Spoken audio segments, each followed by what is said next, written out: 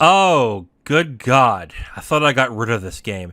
Diablo Immortal is in the news today.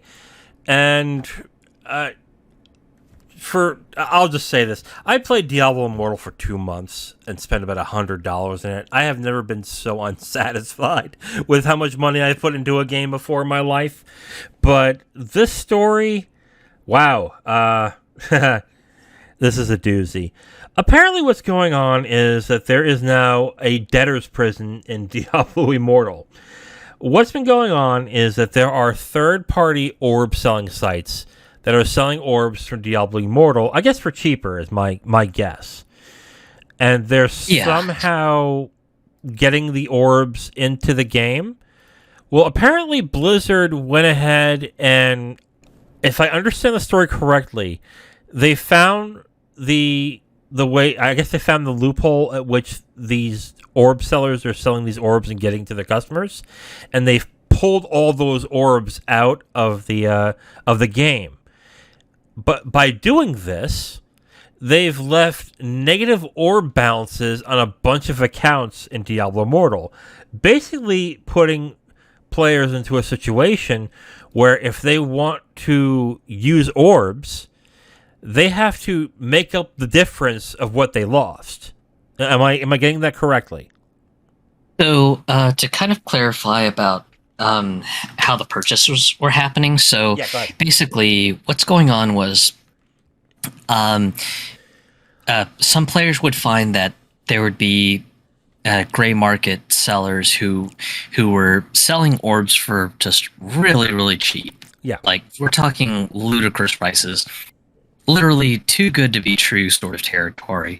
And this is a yet another consumer advocacy tale for our listeners. Don't don't buy stuff from shady marketplaces like G2A and Kingwin and stuff like Oh that. yeah. You're going to get yourself into trouble. And from what I was ascertaining from all the accounts about this, it basically sounded like some Diablo Immortal players found listings on sites like Kingwin, G2A, and so on and so forth that someone claimed that they could do something like get you $100 in orbs for like a ridiculous $25. So what would happen is you pay them $25. They temporarily log into your account, use a stolen credit card, buy $100 worth of orbs, and then your account gets the $100 in orbs. Then they log off. You change your password to secure it to make sure that the buyer doesn't decide to get back in and lock you out of your account. And boom, there you go. You basically paid $25 for somebody to use a stolen credit card and load $100 worth of orbs into your account. Mm. So basically,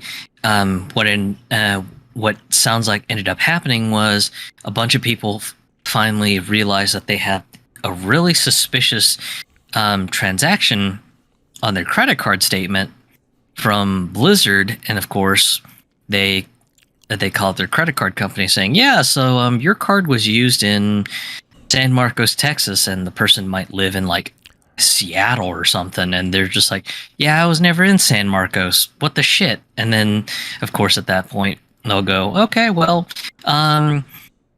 we're just going to call this transaction fraudulent, and we will basically refund the charges to you, and we'll notify Blizzard that the transaction was fraudulent." So there's that. And then basically just from this tripping off, Blizzard's solution is to basically put the balances, the orb balances in the negative, and essentially soft ban the player until they pay back for their ill-gotten goods. Mm. So this was a definite scam that happened. Yeah. Well, on this case, Blizzard made the right move, I would say. But unfortunately, that does mean that the people who paid the money to these third-party sellers, they lost $25 in the process. But yeah, you're absolutely right. They shouldn't be using third-party sellers to do any of this stuff, especially in a game. Like, use your head in this. If a game is in a fixed economy, where the only way you can interface with it is to interface with the company that is providing the economy, it's too good to be true that a third party can go in and magically get you orbs for cheaper. That seems that's yeah. I don't get that. So yeah, like I thought this was a legit thing where they were able to get it from third parties, and then suddenly they just revoked it and say nah, and Blizzard went ahead and just pull all the orbs out.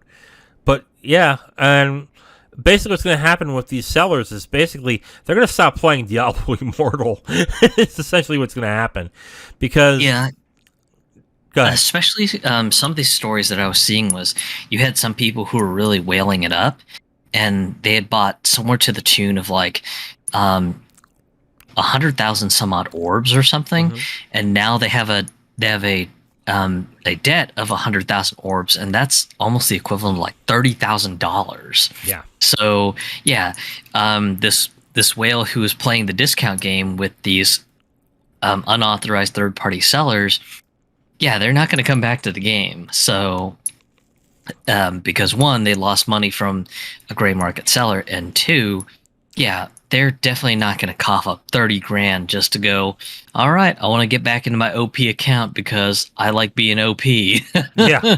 Yes, that's pretty much done. But yeah, like, and these are the problems you have to deal with when you have a free-to-play game or when you have microtransactions in a game. I personally dealt with something like this.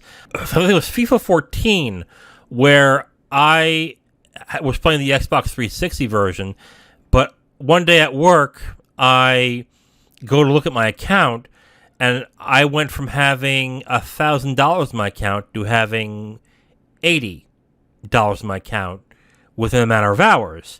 And I take a look at my account, and it's all Xbox stuff.